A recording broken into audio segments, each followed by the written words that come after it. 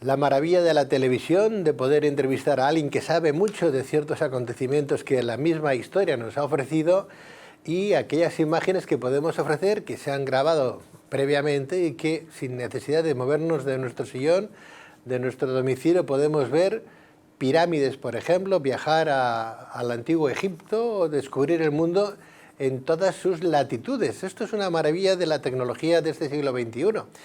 Pero es que hay una maravilla más profunda también, que no sabemos reproducir lo que hace, pues no sé, 3.000 años atrás, por ejemplo, o 4.000 o 5.000 años, lo que llegaron a hacer los sumerios, los egipcios, etcétera, etcétera, en la construcción de sus pirámides. Hoy no sabríamos reproducirlo, y además se ha intentado, pero no se ha conseguido.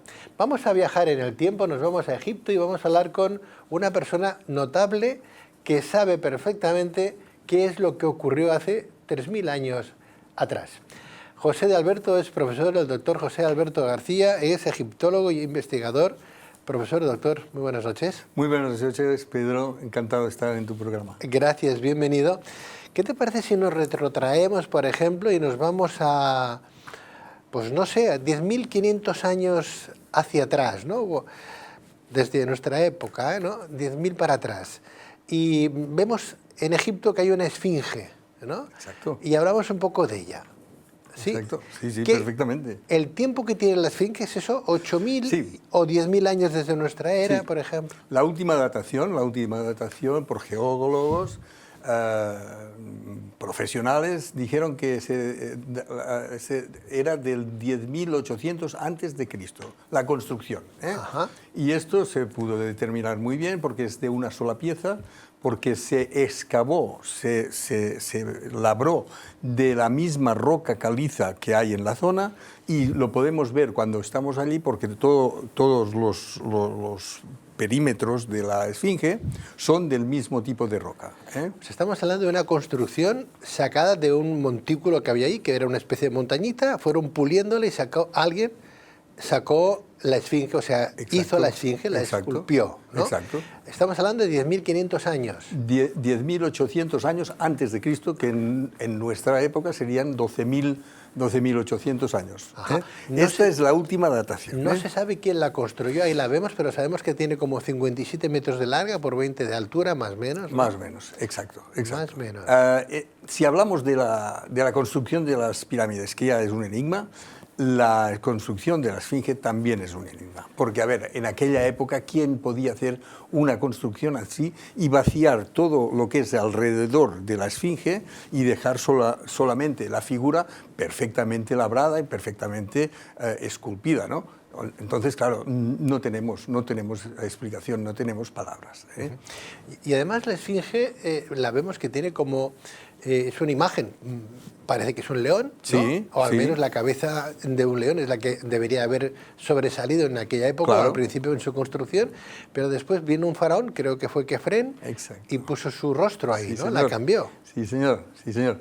En su origen, y hablando de aquella época de construcción, era un león, y lo vemos porque la proporción que tiene la cabeza en relación al cuerpo, con las medidas que tú has mencionado, no la tiene, no guarda una proporción.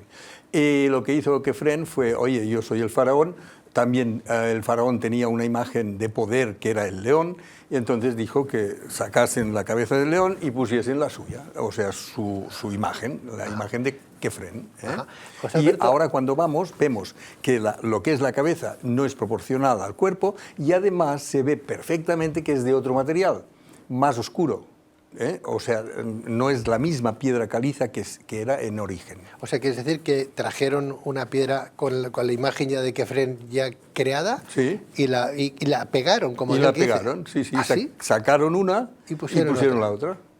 Y Faraón, como era el que era, dijo, me encanta, me gusta, soy yo. Soy el león. Exacto. Yo soy el león. Bueno, pero tenemos también a otros personajes que tuvieron algo que ver con esta esfinge, ¿no? Tutmosis IV, por ejemplo. Sí, hombre, gracias a Tutmosis IV sabemos mucho de la esfinge. Es una historia muy bonita, la voy a contar si me lo permites. Favor, sí. En breve, Tutmosis IV era ya hijo de un faraón, Ahí lo tenemos, Amenofis II, y entonces, uno de los hijos, porque tenía muchos. Y entonces, en un día de cacería, con un calor terrible, pues se guardó debajo de la sombra de la barbilla de la esfinge y estuvo allí y se durmió. Bueno, y durante este poco tiempo soñó que la esfinge le hablaba y le decía que si él la liberaba de la arena que le cubría, él sería faraón. Le dijo muchísimas otras cosas, lo trató como hijo mío y tal y cual. Y entonces él se propuso esto y inmediatamente después de este sueño quitó la arena de alrededor, la limpió y al poco tiempo murió su padre. Y entonces tuvo que heredar, por decirlo así de alguna manera, pero tenía muchos hermanos que estaban antes que él. Y estos hermanos fueron muriendo. Y sin saber por qué, se lo nombraron faraón a él, tal como había dicho la esfinge. Entonces inmediatamente hizo labrar esta estela, que está puesta aún hoy, está entre las dos brazos, vamos a decir, entre los dos brazos. Y vemos que la estela está perfectamente grabada, se conserva muy bien, y hay dos esfinges. Perdóname, él hizo grabar entre medio de las dos patitas de este león de la esfinge, entre medio de una estela. Una estela es lo que es en sí el acontecimiento, o sea, lo que es 3 metros de alto por 2 de ancho más o menos, lo que es el mural, ¿no? Exacto. Se le llama estela, sí. donde hay unas grabaciones, ¿no? Exacto. Que son las que estamos viendo. Ahí, esa es la estela, ahí al final. Él hizo grabar ahí dentro, en esa estela, en ese bloque, entre medio de las dos patitas. ¿Qué es lo que grabó? Grabó en la parte superior el Armakis Re Atum, que era, vamos a decir, una interpretación de Ra y lo más sagrado, que era Ra Horachti. Entonces, debajo mismo de esta especie de pájaro, hizo grabar dos esfinges, una mirando hacia un lado y otro mirando hacia el otro, y la figura del mismo faraón, de Tutmosis IV, haciendo unas libaciones, o sea, unas ofrendas a la esfinge. Y entonces, al otro lado hay otra esfinge, o sea, en total son dos esfinges, una mirando a cada lado. ¿Pero significaría que faltaría por descubrir una segunda esfinge? Sin duda, sin ninguna duda. Mira, una cosa que tenemos concreta y segura es que los egipcios no hacían nada porque sí. O sea, cuando esculpían un dibujo o hacían un grabado, lo hacían porque estaba allí o porque les convenía demostrarlo y recordarlo. Entonces, no solamente hay dos esfinges, sino que cada una de ellas está encima del jeroglífico que representa un palacio. Un palacio. Entonces, nos está diciendo que la esfinge está encima de un palacio. O sea, que debajo de ese monumento que acabamos de ver en fotografía de la esfinge, habría un palacio que todavía no se ha descubierto. Exacto, que no se ha descubierto, entre comillas, porque yo creo que sí, los egipcios lo habrán intentado, porque Edgar Cayce, un gran vidente, una persona que tenía un 85% de éxitos, este señor, exactamente, exacto, tenía un 85% de éxito de sus vaticinios, de sus videncias. Antes de morir dijo que la esfinge, y lo repitió en varias ocasiones, tenía una cámara que se llamaba la Cámara de los Archivos, él le llamaba la Cámara de los Archivos, pero que eran los archivos que habían depositado nada más y nada menos que los emigrantes de la Atlántida antes de hundirse la Atlántida. ¿Qué me dices? Esto es lo que dijo Edgar Cayce y que está escrito, ¿eh? Claro, o sea que la esfinge la podrían haber esculpido los antiguos atlantes. Yo creo que sí. A ver, ¿Tú también crees que sí? Yo creo que sí, Pedro. A ver, los egipcios, por supuesto, no.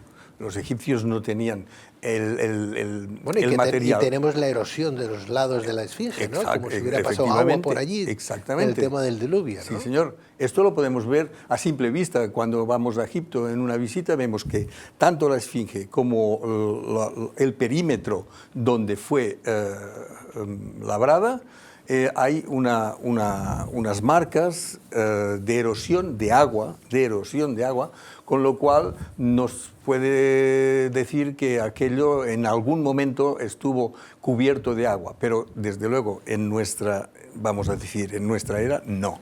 Entonces, ¿dónde salió el agua? ¿Cuándo? No obstante, profesor, a día de hoy se sabe que la esfinge tiene una serie de cámaras que se están descubriendo, ¿no? Exacto. Y ahora falta, bueno, saben que hay 2 cámaras más que todavía no han entrado, dicen, que tienen que descubrir, pero que están ahí.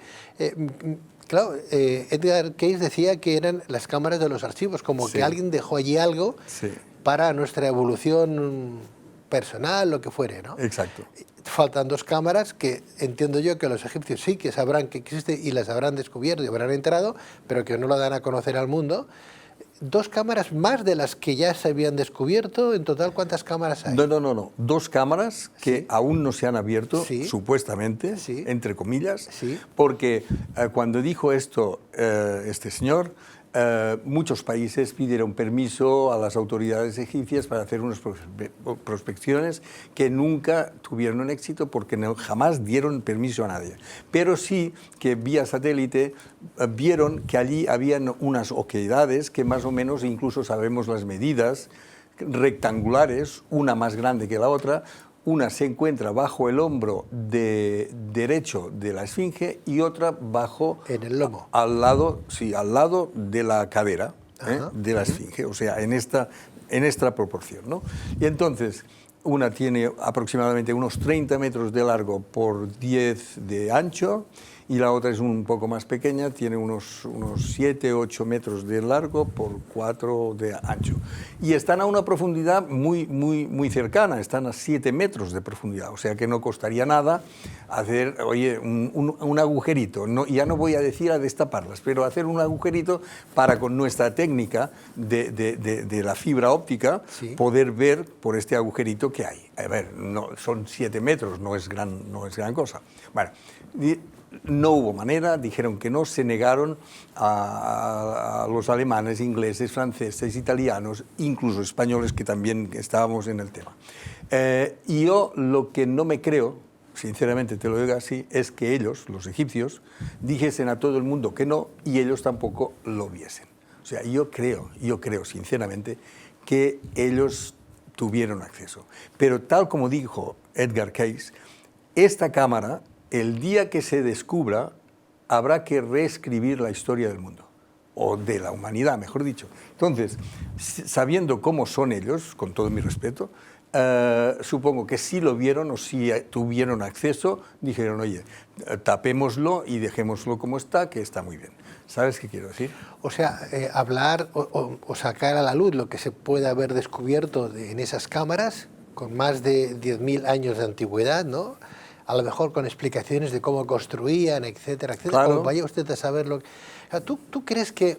Porque también se habla de ese origen extraterrestre, ¿no? De que los extraterrestres pudieron llegar a este planeta.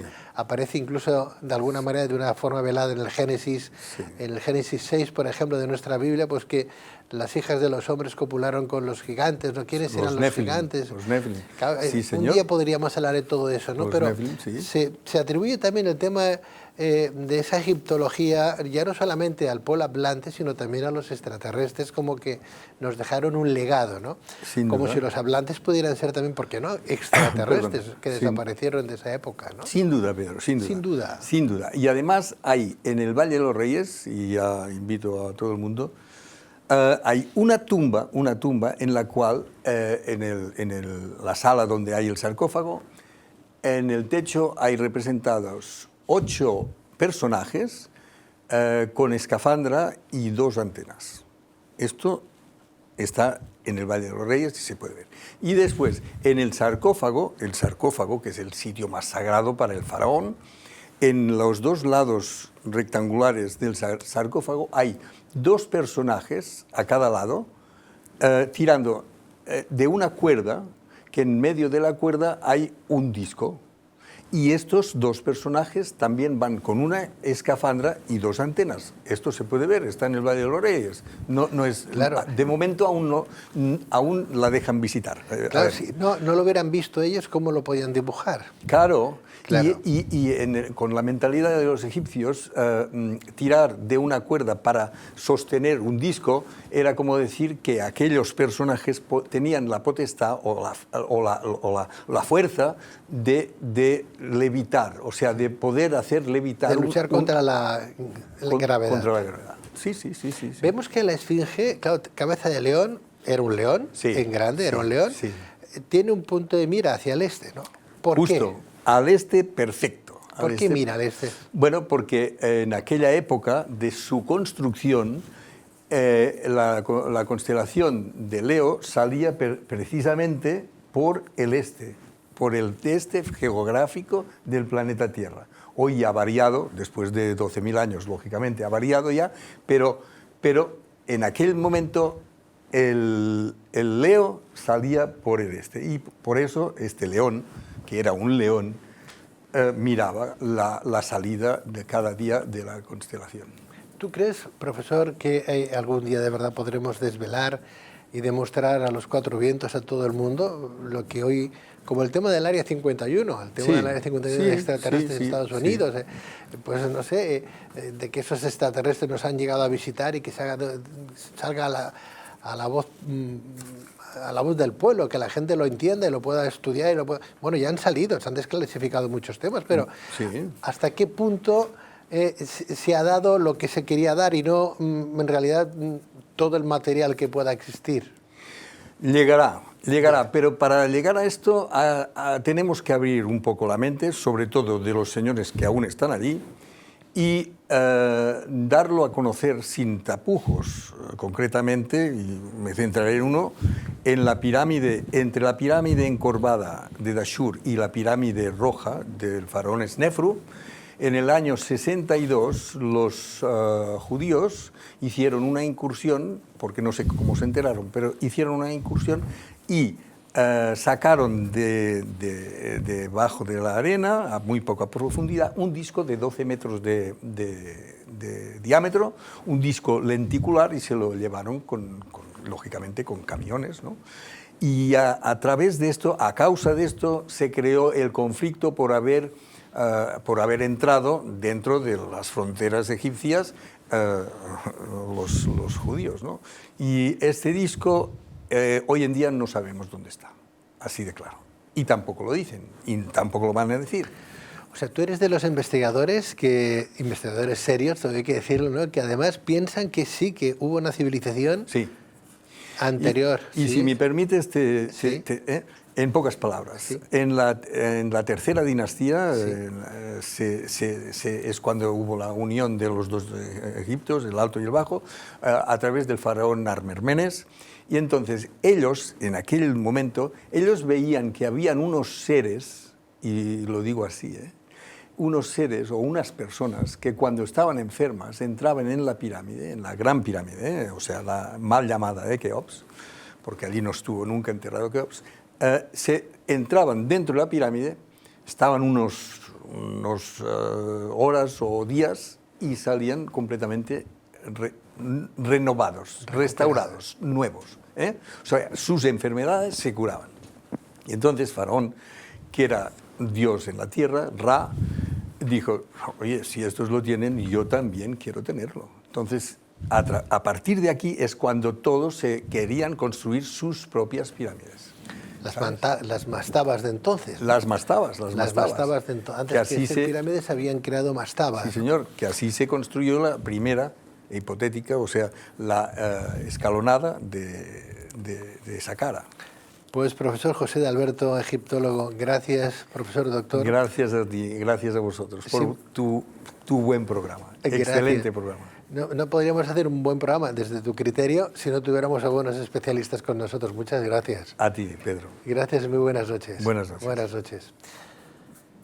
Con José de Alberto también nosotros nos despedimos de todos ustedes, emplazándoles a una nueva edición de Su Tierra de Sueños. Que tengan ustedes un bonito fin de semana y no se olviden de ser buenos.